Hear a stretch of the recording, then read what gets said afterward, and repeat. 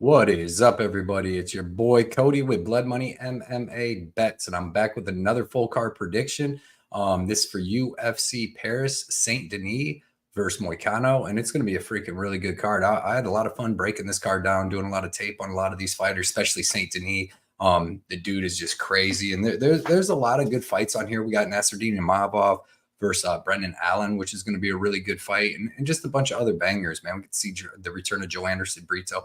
But yeah, man, it's going to be a really good card. Before we get into it, can everybody please smash that like button, hit the subscribe button if you haven't, hit the bell notification if you want to get my videos right when I drop them, and leave a comment, man. That'll help out the algorithm, help your boy out, get his videos back on track. Follow me on Twitter. That's where you're going to get my bets when I post them, all my extra contents, all my recaps, everything.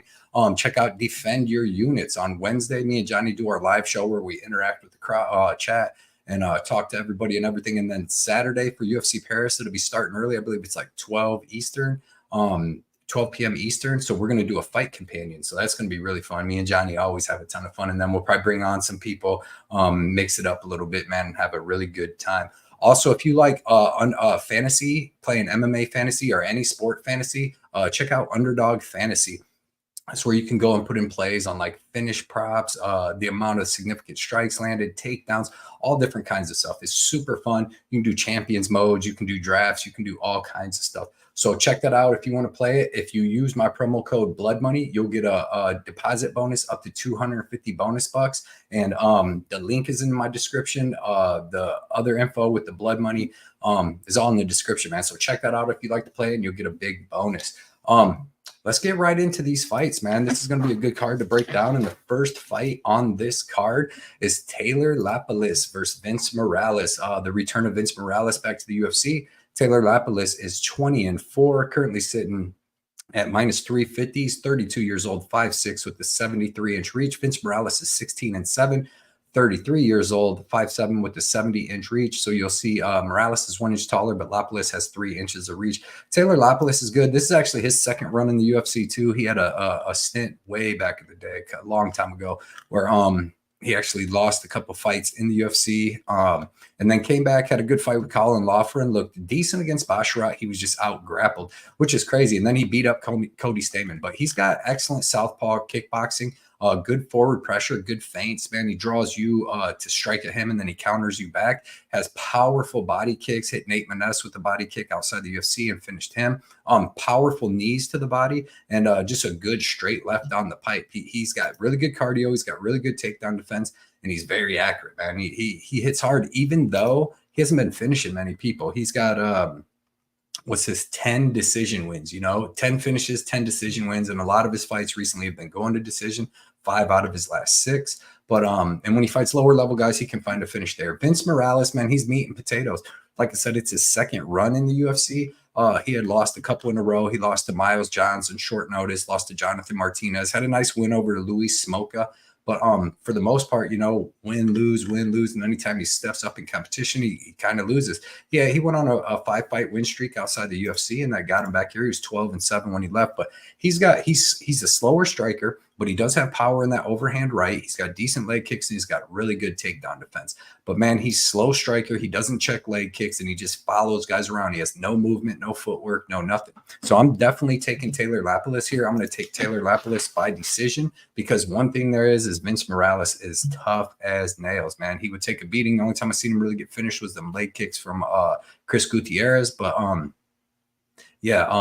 let me get him by decision. I'll take Lapilus by decision. Next fights in the men's featherweight division, we got Morgan Charriere versus Gabriel Miranda. Morgan Charriere is 19-10-1. Currently sitting at minus 550, 28 years old, 5'8", with the 69-inch reach. Gabriel Miranda is 17-6, currently sitting at plus 400, 34 years old, 5'11", with the 71-inch reach. So you'll see Miranda's going to be 3 inches taller with 2 inches of reach. Morgan Charriere, man, this dude is good. This kid's good. He's still a kid. He's young. He's 28. Already got over 30 fights, or actually he has 30 fights. He's got some really good competition outside the UFC, fighting Paul Hughes and Jordan Vucenic and Cage Warriors. Had very close fights with them. The weird thing about Charriere, if you go look at his losses, he's got 9 losses. The last 5 losses he has are by split or majority. He lost to split to Chepe, split to Hughes, a majority to Hughes, split to Jordan Vicenic, majority to Soren Beck, and majority to Ruslan Kazimura. That's crazy. So his 5 last losses. So he can fight close, but man, he's got excellent kickboxing. He's got really good accuracy. He's got really good technique, good forward pressure, but not like going nuts like Saint-Denis or nothing. He's just there. He's kind of like Lapilus, where he's going to feint you, make you draw out your shot, and then he's going to counter you behind it. He's got excellent takedown defense. He's got good offensive wrestling himself, power in his hands, powerful body kicks. You've seen him get his first UFC win was a body kick.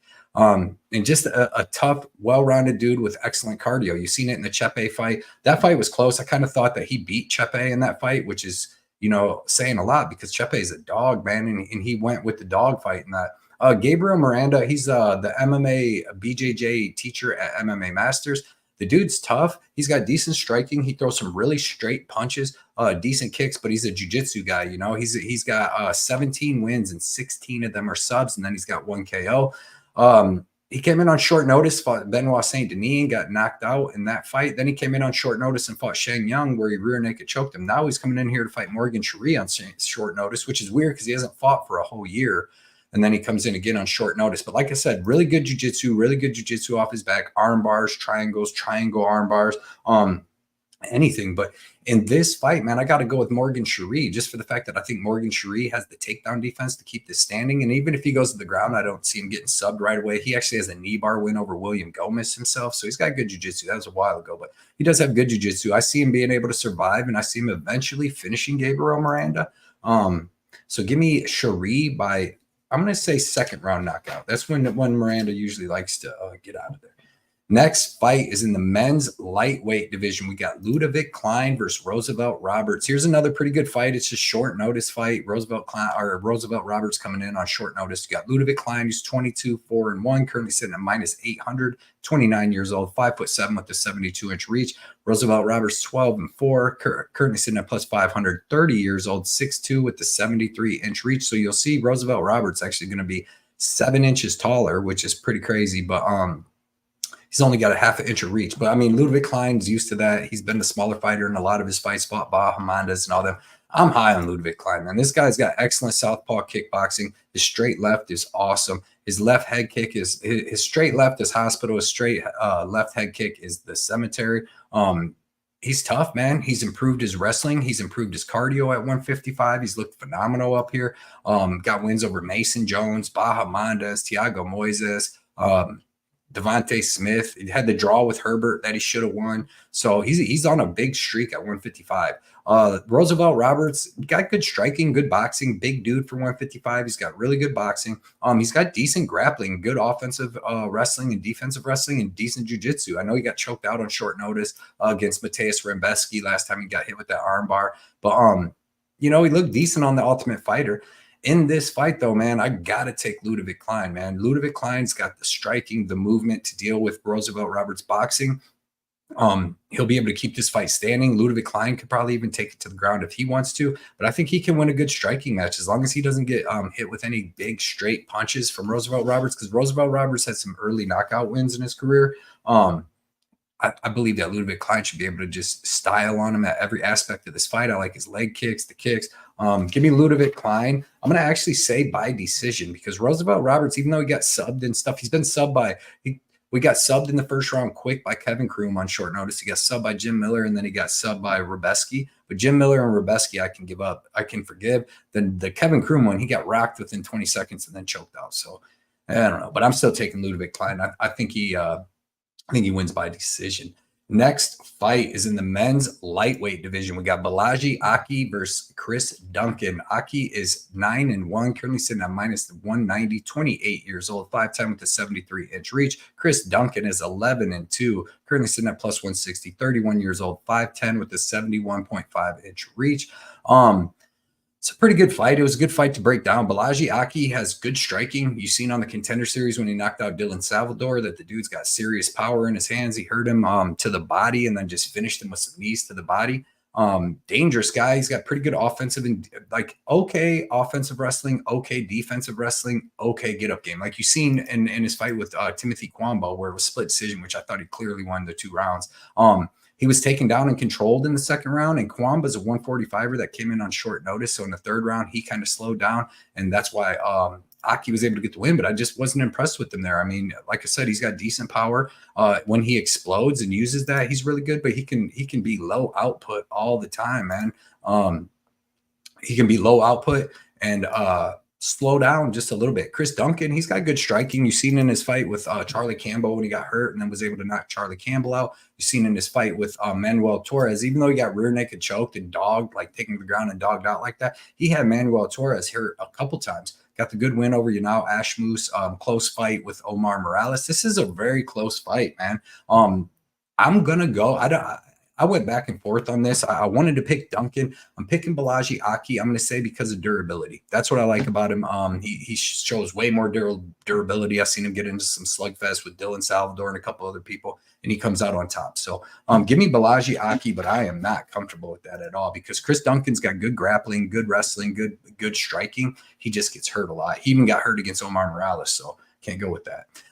Next fight is in the men's light heavyweight division. We got Omar Sy versus Dawoon Jung. Omar Sy is 10-0, currently sitting at -450, 28 years old, 6'4" with the 83-inch reach. Dawoon Jung is 15-5-1, currently sitting at +350, 30 years old, 6'4" with the 78.5-inch reach.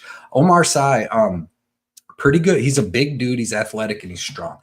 He looks like he'd be a crazy striker like Ngannou, but he's not. He's a straight up grappler. He doesn't like to strike. Like he's so uncomfortable in the striking. It's crazy. He wants to come across the ring, grab you, grapple you, take you down. He does have pretty good wrestling, body lock takedowns.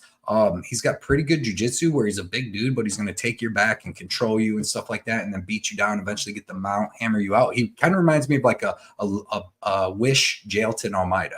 You know what I mean? Because Jailton Almeida at least can throw a little bit of strikes, and then he's like a jiu-jitsu black belt high level. This dude just like decent wrestling, pretty good jiu-jitsu, big, strong guy. But he does not want to strike. Dawoon Jung, he's got good judo. You've seen in the William Knight fight where he was throwing him around. He's got like an 80% takedown defense. It was 85 before he fought Devin Clark and kept getting into the grappling exchanges with him.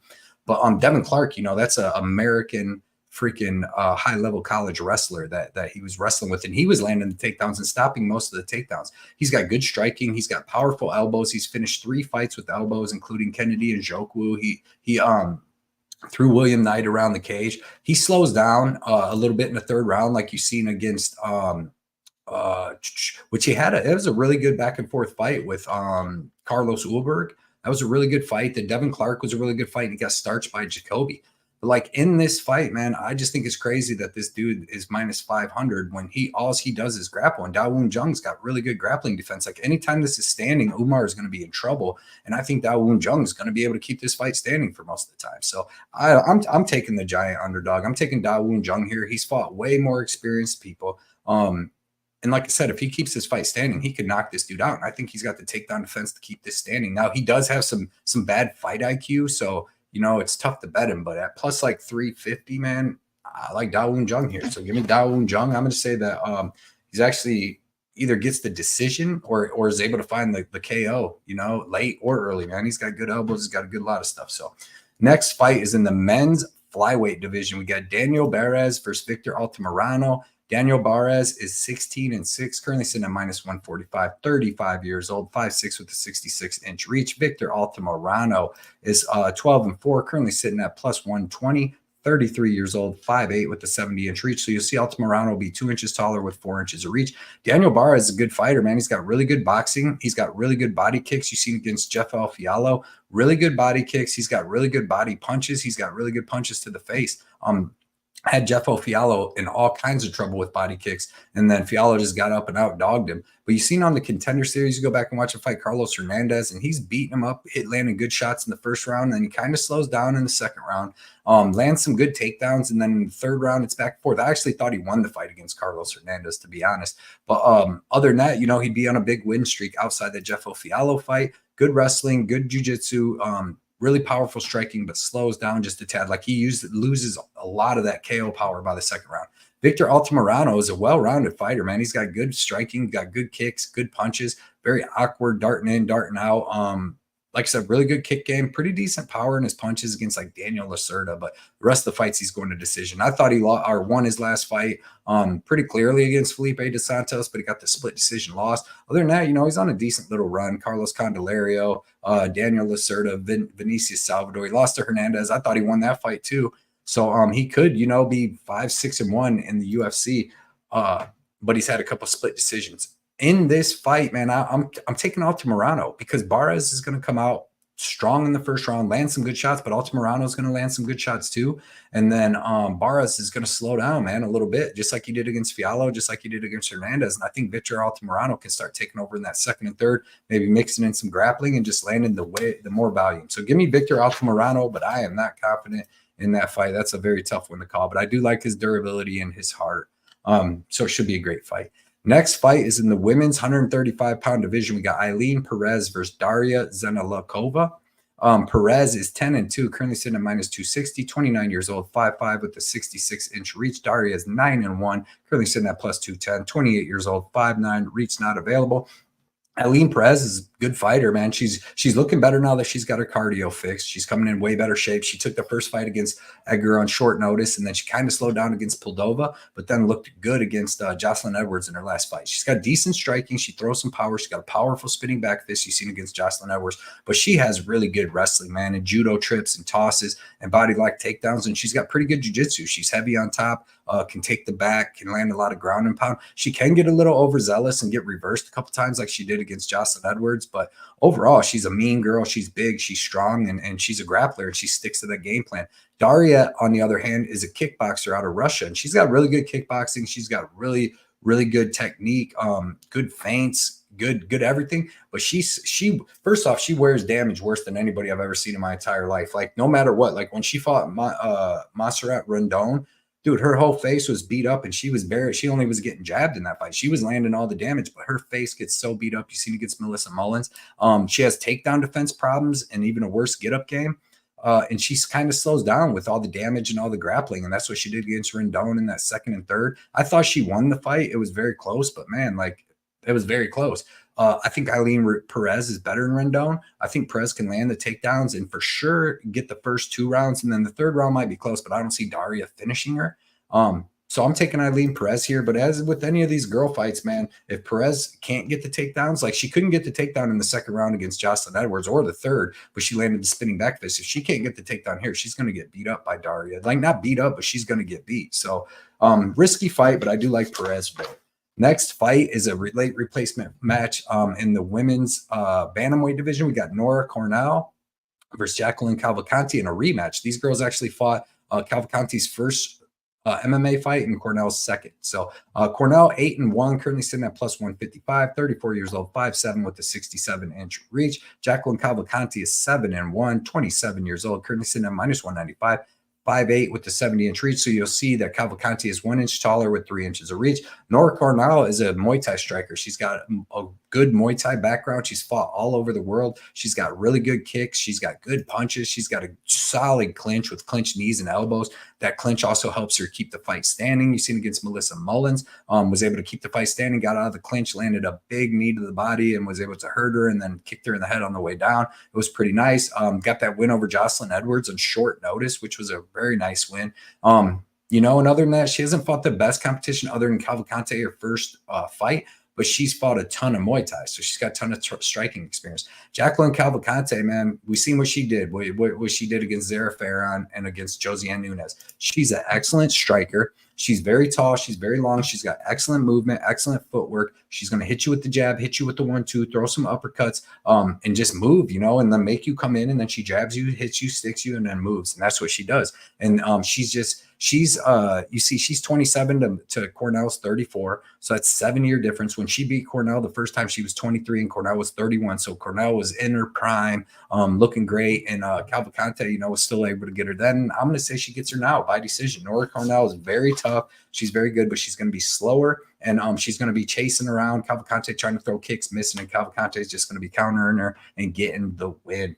Next fight is in the men's featherweight division, and this is going to be a banger, kind of, for one side anyways, in my opinion. We got William Gomis versus Joanderson Brito. William Gomis is 13-2, currently sitting at plus 210, 27 years old, 6 foot with a 73-inch reach. Joanderson Brito is 17-3-1, currently sitting at minus 260, 29 years old, 5'8 with the 72-inch reach. So you see he'd be 4 inches shorter. I don't know how Brito is 29. He looks like he's 35, but man's 29. William Gomis, southpaw kickboxer, French kickboxer, and he's got pretty good kickboxing, you know. Good kicks. He throws that left body kick and left head kick. It's weird how he whips it up there. It's very weird. But he does. He's got powerful, fast kicks. What I don't like about him is he doesn't have any boxing. He doesn't use his boxing. He has to keep the fight at kicking range. And when people come in, he has no boxing to box with them, and they can come in and land shots. That's what Jarno Aarons did. That's what Francis Marshall did. He's low output too. He's very big, very strong. He's got pretty good takedown defense, but he slows down as the fight goes. You've seen against Jarno Aarons and Francis Marshall, the reason that he had split in majority was because both of them guys beat him down in the third round. Like Jarno Aarons almost finished him by submission. Francis Marshall was beating him up, almost ground and pounded him out. So, you know, he slows down a little bit. The Giannis Gamori fight, that was a low striking, like, affair where nobody threw nothing, and then it ended weird with the body kick. Gamori thought he got kicked in the balls, so he's like, oh, I quit, and whatever. Then he comes in to fight Gene Silva, and he cuts an extra 5 pounds, and the fight gets canceled. What the heck? Remember, he walks out with his shirt and stuff, dude, all sweaty and hanging off him. Joanderson Brito is a dog, man. He's a dog, and he's a high level, high experience dog. He's got a win over Diego Lopez on the Contender Series. He's got a knockout win over Chepe Mariscal on the LFA regional scene. I mean, he's got some pretty good wins, you know, coming up. And then since he's been in the UFC, he's already beat Andre Fiallo, Lucas Alexander, Weston Wilson, Jonathan Pearson, Jack Shore, and he looked really good against Jack Shore, throwing powerful leg kicks, mixing in the cage control with the leg kicks, all that, man. The dude is a beast. His cardio checks out. He should have just knocked out Bill Algeo. He came out against Bill Algeo and started grappling from the opening second and wore himself out by the middle of the second. And it was still a very close fight. But in this fight, man, I think he comes out, and I think that he lands his power kicks. He throws the boxing is going to be the main thing. Like I said, I don't like William Gomis's hands. He's more of a kicker, and his boxing can't keep people off him. And even when he goes forward towards people, he's not throwing boxing combinations. Like, I really don't think Gomis is all that great. He's just had some pretty decent fights. Joanderson Brito, I think, is going to land some big shots. I think he takes William Gomis down and eventually gets that submission or just beats him up. But I do think that Joanderson Brito submits William Gomis here. So give me Joanderson Brito by, let's go a second round submission. Next fight is a very, very weird fight in the men's light heavyweight division. It is going to be a banger. I will give him that, but it's kind of a weird fight. We got Ailin Cutilaba versus Ivan Erslan. Ailin Cutilaba, 17-10-1, currently sitting at minus 125, 30 years old, 6'1" with a 75-inch reach. Ivan is 14-3. 32 years old, 6'3" with the 74-inch reach. And it's weird because Ivan Erslan's 2-2 in his last 4 fights. So to get in the UFC it's just wild. But Ailin Cutilaba, man, the Hawk, explains him perfect. He's got power in his hands that he don't really trust for some reason. He'll hurt guys bad on the feet like Kennedy and Njoku, Devin Clark, all these people, and then he'll shoot takedowns right when they're hurt. And then he gasses himself out and eventually gets finished. He's got a lot of finish losses, a lot of losses lately, you know, some decent wins. The Tanner Boser win's good. The Devin Clark going to decision was a good win. Khalil Roundtree was a phenomenal win where he just kept taking him down and beating the shit out of him. But he's got his losses to Texera, Ankalaev, Span, Walker, and Njoku. And you see, man, it's all punches and knees. He gets, besides against Lins, he usually gets finished because he goes so hard in the first round. And if he don't get you out of there, he dies by the second round, and these guys are able to take him out. But sometimes he comes in like against the last fight against Felipe Lins and his he like against Devin Clark, where he didn't come out as crazy and won all 3 rounds, had decent cardio in it. So it's kind of crazy. Ivan Erslan, I don't know what to say about this dude. He's got regional level scene, MMA experience. He's got some knockouts, wins, knockout loss. He fight like he had this decision loss. It was 5 rounds versus Ibrahim, whatever, Ibrahim, choose a guy up. And he didn't even throw a punch like the whole 5 rounds. That dude just like stood around. But then you go watch him fight dudes like this Bronstroop and Ganiko. He's going crazy and comes out there and tries to knock you out in the first round. So it's kind of hard. When you watch, that was the first fight I watched. So I'm like, this guy's boring. But then if you go watch the rest of them, this dude is either kill or be killed. 10 of his last 11 fights have ended in under a round and a half. He's got good striking. He doesn't use offensive wrestling. It's hard to find any grappling on him. The announcers and some of the things did say he has good defensive grappling and offensive grappling, but he just chooses to strike. But in this fight, man, I'm going to take Cutilaba by KO. I've seen Ivan Erslan get KO'd. I think Cutilaba could have the grappling advantage where he's landing some big elbows. But, dude, Ivan Erslan's a big-ass dude. I also want to see him, too, man, because he looks like he's roided out like a mofo in these fights. And the dudes overseas, like in these KSW, the Polish dudes, a lot of these dudes come over, man, and they're all roided up over there. And then they like Marcin Prachniau. What was the other dude? That beat Johnny Walker's brother, Brute Bresky. These dudes are all like coming over. They're flabby, you know, because they got to get off the juice. But I'm taking Cutilaba. I'm going to say that he's better than Ivan Erslan, and he's going to be able to get the finish. Next fight's one of my favorite fights on this card. In the men's welterweight division, we got Bryan Battle versus Kevin Jousett. Man, this is going to be a good one. Kevin Jousett is 10-2. Currently sitting at plus 125, 31 years old, 6'2" at the 75-inch reach. Bryan Battle is 10-2, currently sitting at minus 150, 30 years old, 6'1" with the 77-inch reach. So you see both these dudes are big welterweights. Jousett is going to be 1 inch taller, but Bryan Battle is going to have 2 inches of reach, which I think is going to be huge in this fight. Kevin Jousett is a kickboxer from City Kickboxing. He's from France, but he trains out of City Kickboxing.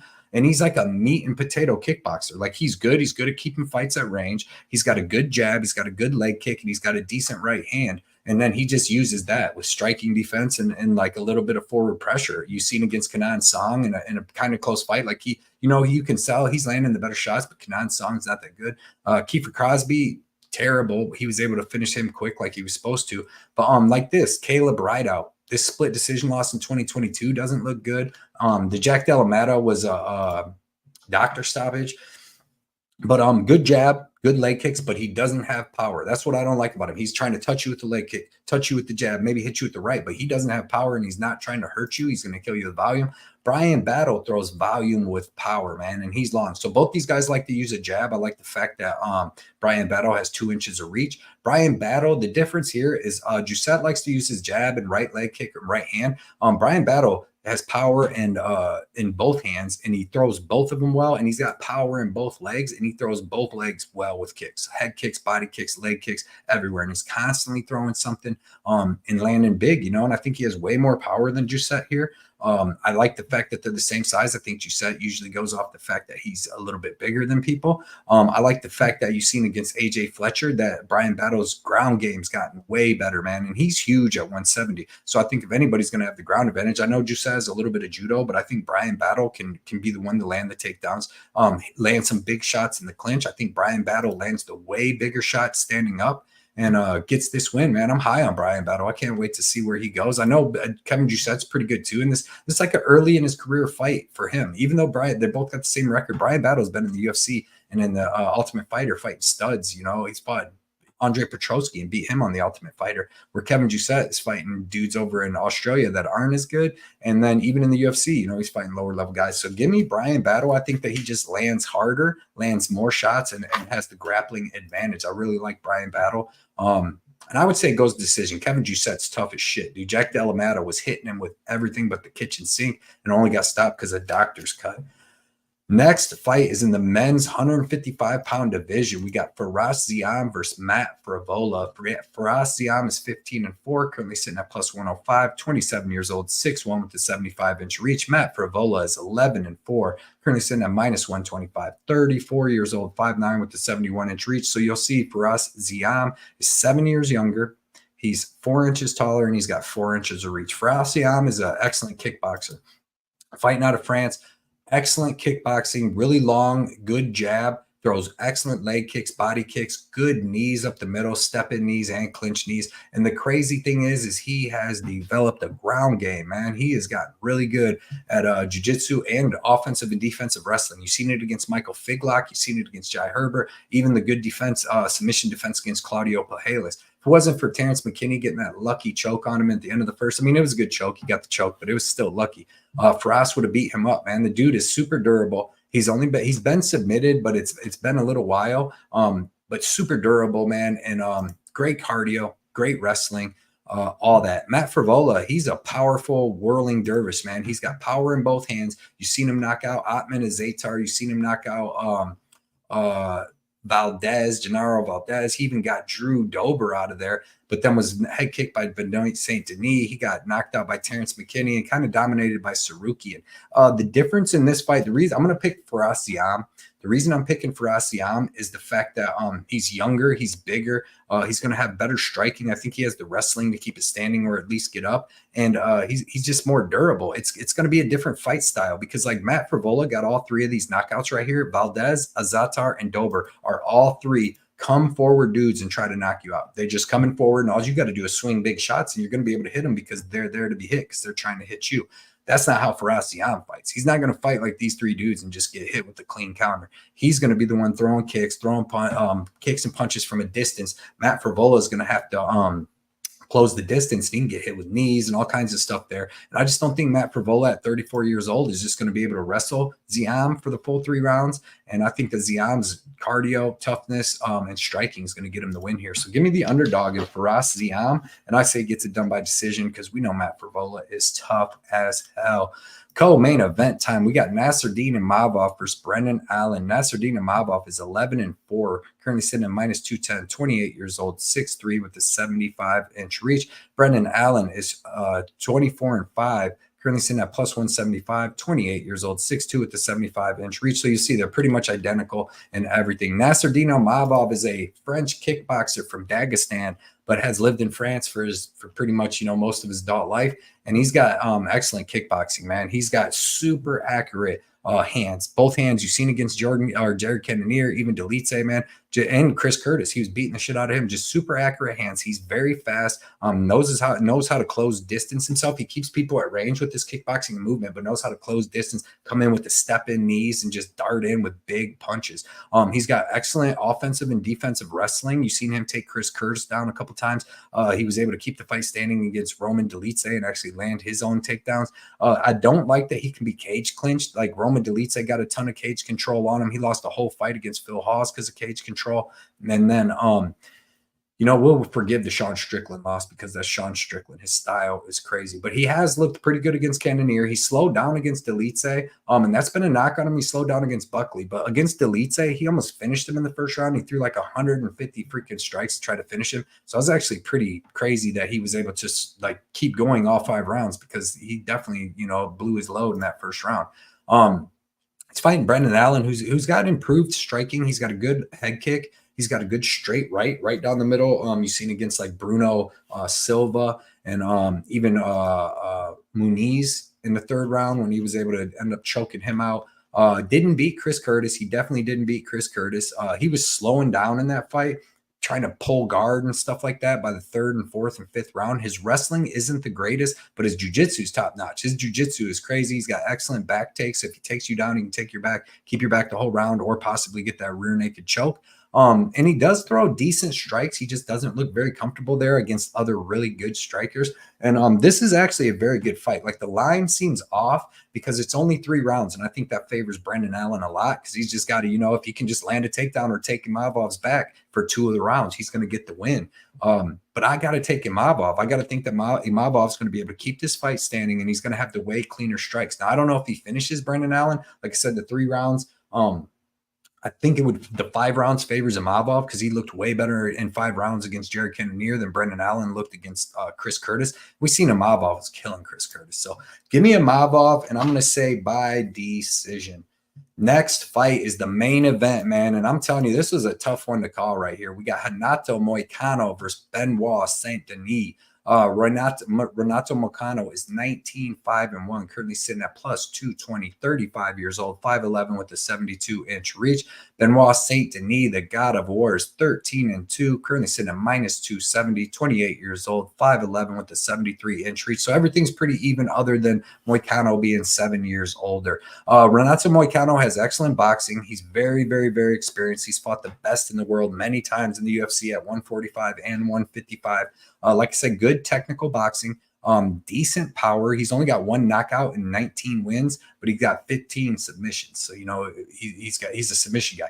He's got good wrestling. He's got good body locks. He gets the body lock, twists the guy, brings him back the other way, and hits him with the trip. And he's heavy on top, man. He's world-class jiu-jitsu, high-level black belt. When he gets you down and gets on top, it's very hard to get him off you. You've seen that in the Dober fight. You've seen that in the Jalen Turner fight. In a lot of fights, but he does have hands. Like, he hurt Alexander Hernandez. He hurt Brad Riddell, and then followed him to the ground and choked him out. But he's a well-rounded fighter. Very durable. You've seen him get hurt bad against Drew Dober a couple times in that fight, come through. He got hurt bad against Jalen Turner in that fight and came through. He's just a tough dude, man. He's got some losses. Dos Anjos was on super short notice, and he still looked good in the 5th round. And then he got knocked out by Fiziev. Benoit Saint-Denis, man, this dude is a savage, man. You've seen it, like, crazy pace and pressure. He comes at you with that southpaw stance, throwing that straight left right down the pipe with serious power. He's got serious power in his left head kick you've seen against Frevola, and his body kick you've seen against Ishmael Bonfim, where he hit him with like 7 body kicks, then just took him down and choked him out. He fights like a madman. There's no other way to describe it. There's only a couple fighters that fight like him. Trevor Peake does it 8 out of 10 times. Benoit Saint-Denis does it 10 out of 10 times, man. It's just how the dude fights. He wants to finish you from the opening second. He's got good wrestling. He's got good jiu-jitsu. He's got good clinch knees and elbows. He's got good ground and pound. And he's a beast. The problem is he's only a beast for like a round and a half or 2 rounds. I know we've seen it. He had a staph infection a little bit against Poirier, so he slowed down and got knocked out there. But I think we noticed that after watching Poirier versus Islam Makhachev, like, Saint-Denis was never going to win with that style against Poirier over a 5-round fight. Got the head kick win over Frevola that looked really good. The fight that I went back and watched, man, like against Thiago Moises, was like a back and forth fight. Now, he did dominate most of the fight, but he got hit with some really big shots there, and he was just so much bigger than Thiago Moises. He's like 3-4 inches taller. He had a lot of reach on him and way bigger.